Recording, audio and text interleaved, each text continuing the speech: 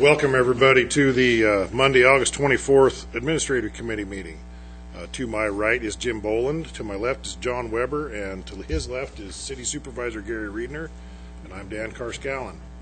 First up, before we even approve the minutes, we are removing item number 3, Moscow Farmers Market Pilot Street closure / opening. We're going to hear that at a later date. There's still some more research that we want to do before we come back to committee. Next up then is the approval of the minutes from August 10th. I move we approve them. I will concur. All right, we'll consider that approved. Gary? Thank you. Next up, the Moscow Affordable Housing Trust funding request, and Gary Riedner is going to present that to us. And Okay. we have a guest star. Thank you very much.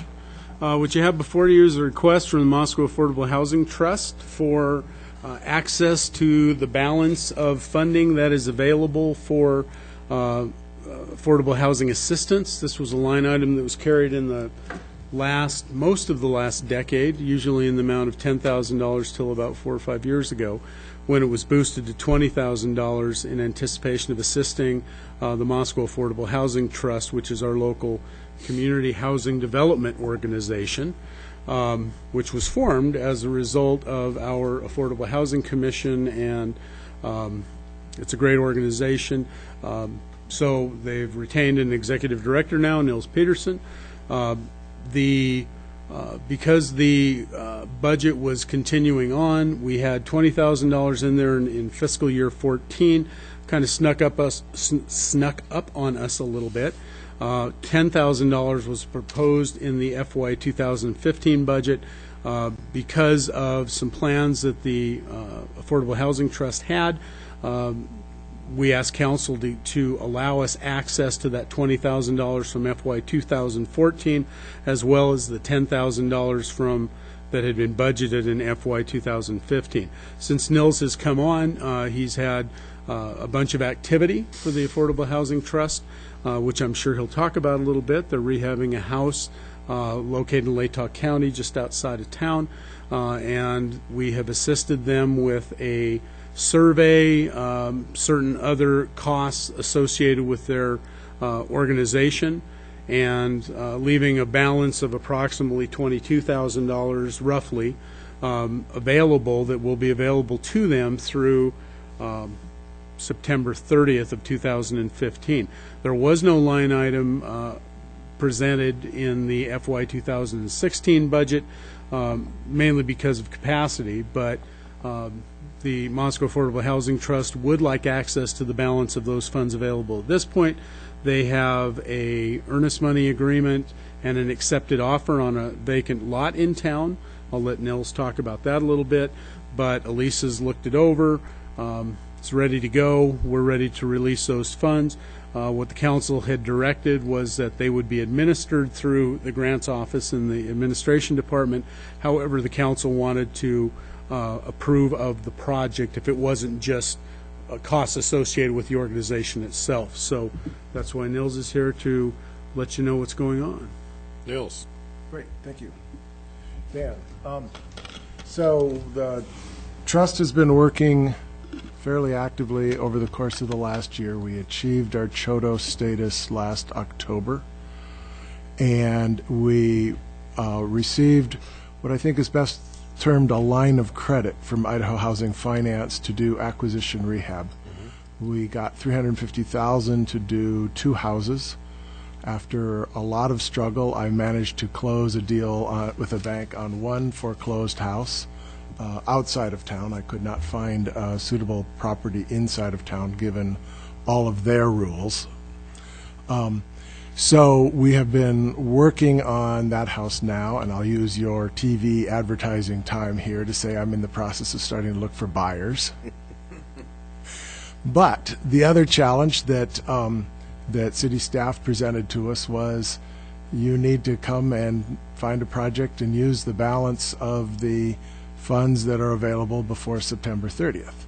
So my board authorized the thought, okay, having done 1 acquisition remodel, Idaho Housing Finance seems inclined to provide us capital to do new construction. My board directed me to buy a piece of property. Okay. So I had an interesting challenge beginning late July, find and close on a piece of property for September 30th that fit inside the budget. I'm here to tell you we did that. Good. And so I would like to request that the council transfer the full balance. The offer is $20,000 plus there'll be closing costs plus immediately I'll have some insurance and da da da da da. And there was a note in the staff report, the thought of sending it via the title company. I would prefer not, and here's the reason.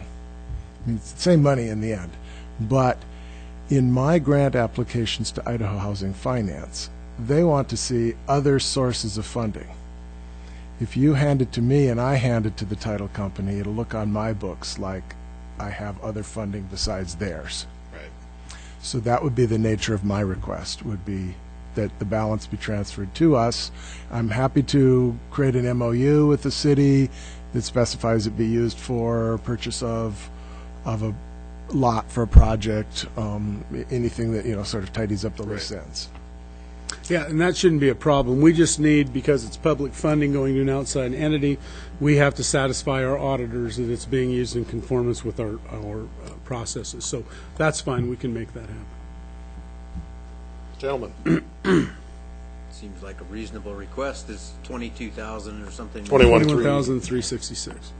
Yeah, I think we should do it. It's a good use of the funds. I'm on the Choto, and so I just want to make sure that everyone understands. But since the conflict of interest rules don't apply here, because I will receive nothing from this other than giving some of my time to the Choto. So, and I think that's a very good idea. Okay. And Nels has put together a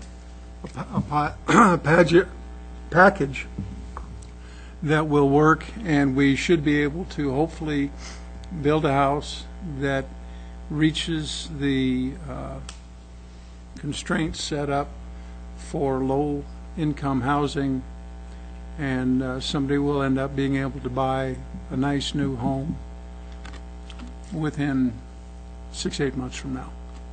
Knock on wood. Not good. Yeah, assuming Lord willing and the creek don't rise. That's right. Gary, so anything other than our authorization, is this going to take a resolution of some sort, or No, we just will. put this on the consent agenda and Yeah, we'll get the necessary paperwork together so that it meets the council's. everything passes through Yep. the right deals? Okay, well, we'll go ahead and forward this recommending approval. Okay. Thank you Thanks, very Nels. much. Next up, not that, site lease agreement between the City of Moscow and Conterra Ultra Broadband, and Jesse Flowers is going to present that to us.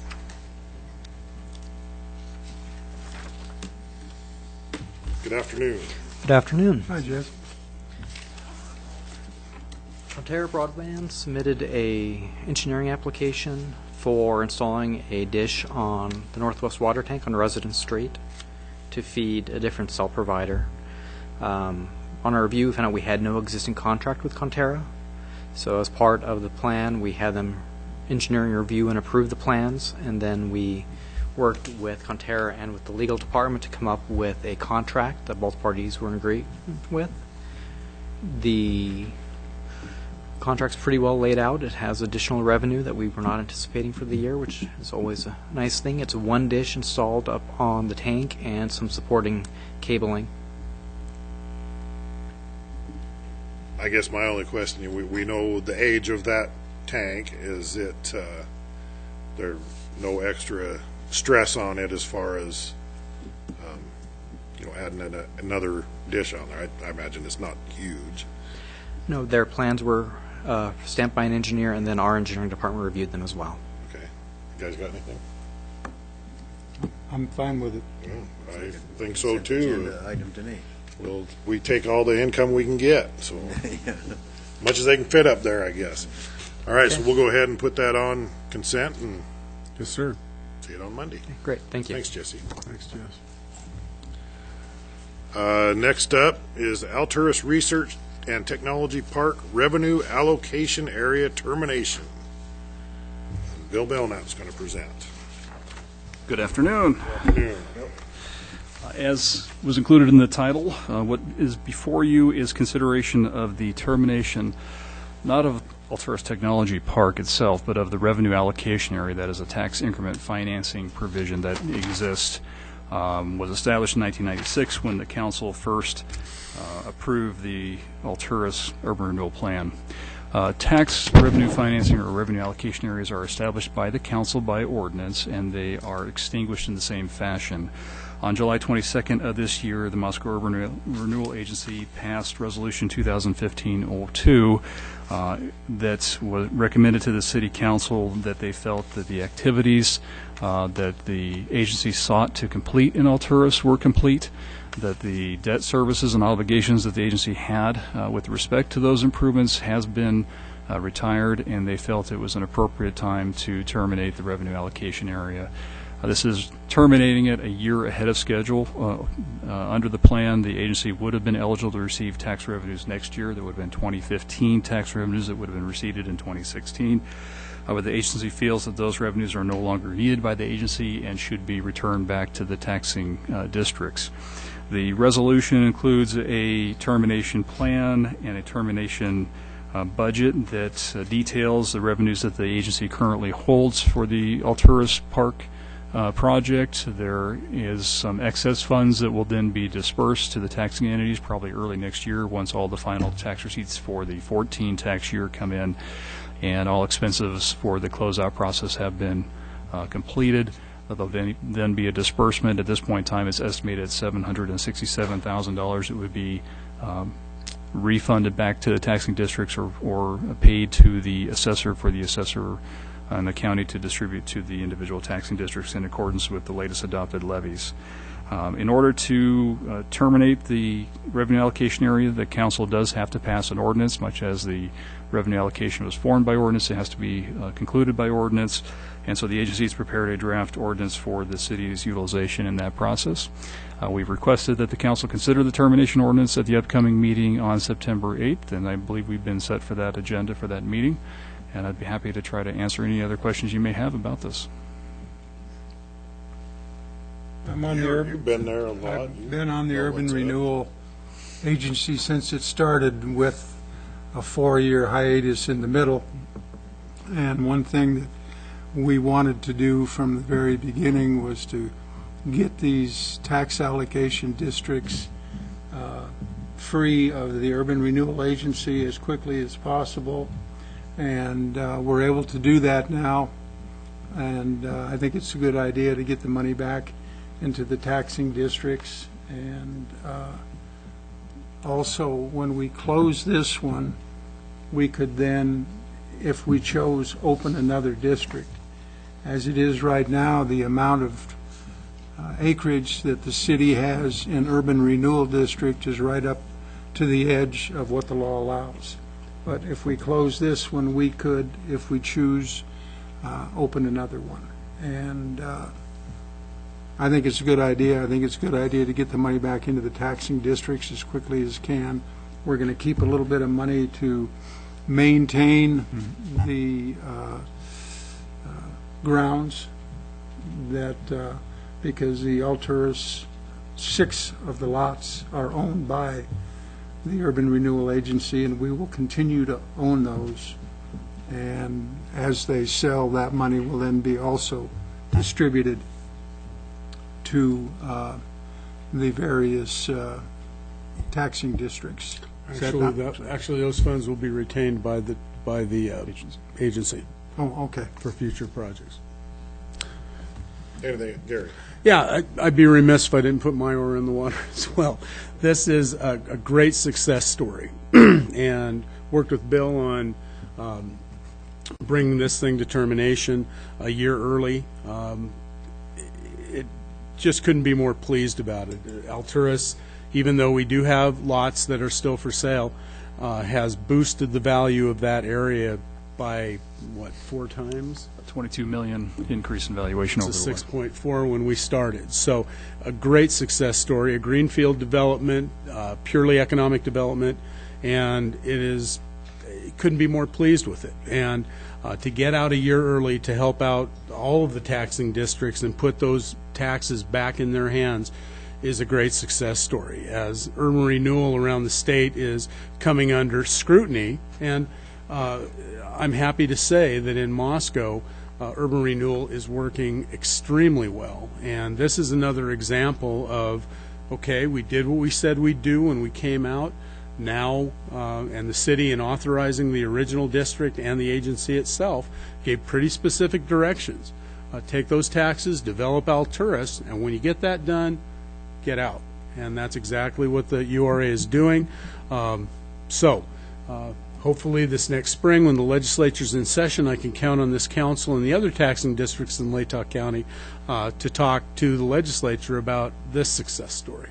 And as John indicated, as we're moving ahead, it certainly gives the URA and Bill some flexibility to move ahead and keep that economic ball going. Okay, Jim, Thank you, got Gary. it? No, I think we should forward it to the council for approval. Are we looking at a public hearing then, since this is a ordinance, or? No public hearing, but it'll have to be done in regular session. All right, well, we'll go ahead and put it on the regular agenda and recommend approval. Thank you very much. Thanks, Bill. Gary, I don't see anything else on here. I thought Bill was going to give a report, No, that a was, construction report. That was for Public Works Finance, Yeah. so we'll have to renotice it. okay. Well, you guys don't have anything else. I don't have anything else. The only thing I have, just a comment, I went up and looked at the well number 10 site, and the work that's been done up there has been exemplary. They've got a nice flat space to work from. It's been tiered down. I don't know what else Germer's got. He's got some other plans up there.